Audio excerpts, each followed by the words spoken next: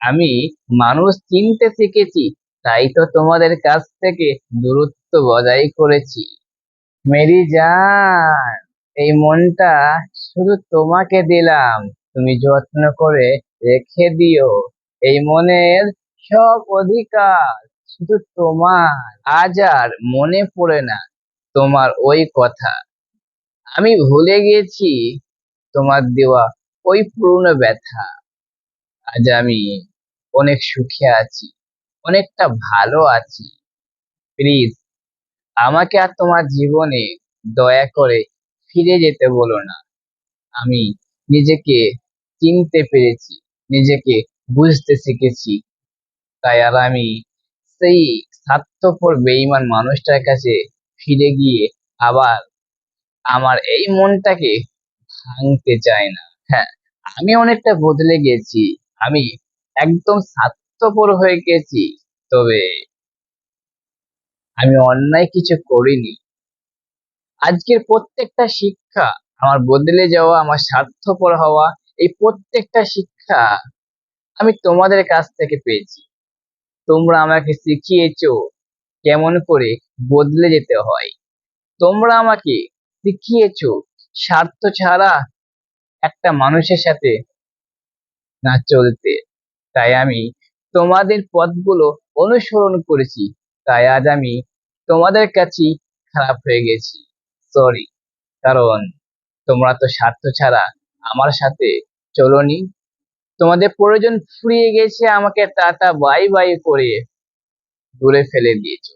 তোমাদের প্রয়োজন মিটে গিয়েছে, তাই আমার আর ফোনটাও রিসিভ করতে তোমাদের হাতে ব্যথা করে।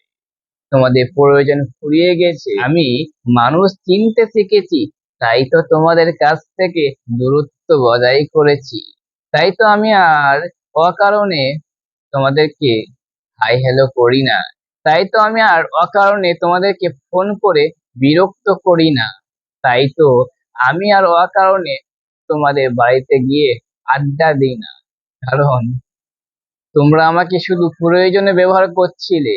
এখন আমি তোমাদের থেকে দূরত্ব বজায় করেছি, কিন্তু আজ অব্দি তোমরা আমার কেউ একবারের জন্য খোঁজ খবর নিয়ে দেখোনি যে আসলে আমি কেমন আছি। আমি মানুষটা বেঁচে আছি না মরে গেছি।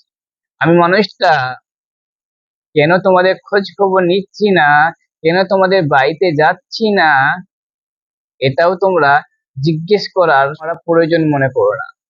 আমি কেন তোমাদের সাথে মেলামেশা করছি না, আমি কেন তোমাদের থেকে দূরত্ব বজায় করছি, আমি কেন তোমাদের বাসায় যাচ্ছি না, তোমাদের বাড়িতে যাচ্ছি না, এই প্রশ্নটা করার প্রয়োজন তোমরা মনে করো না আমাকে, তাই না? কারণ আমি তো আর তোমাদের কাজে আসতে পারছি না, কারণ আমি তো আর তোমাদেরকে আর সেই টাইমটা দিতে পারছি না। যদি আমি তোমাদেরকে আমার মূল্যবান টাইমটা দিতে পারতাম, সঠিক টাইমে যদি আমি তোমাদের কাজে আসতে পারতাম, তাহলে আমি তোমাদের কাছে সেই সোনার টুকরো ছেলেটাই থাকতাম। তাহলে আমি তোমাদের কাছে সেই সোনার টুকরো ছেলেটা থাকতাম। এখন আমি আর সেই একটা বদমাইশ বেকার ফালতু ছেলে হতাম না। কি, এটাই তো বাস্তব, তাই না? প্রয়োজন মিটে গেছে মানে তুমি একটা বেকার বদমাইশ ফালতু ছেলে, ফালতু মানুষ। আর প্রয়োজন থাকলে তুমি হচ্ছে পৃথিবীর সেরা ছেলে, তুমি হচ্ছে সোনার টুকরো ছেলে।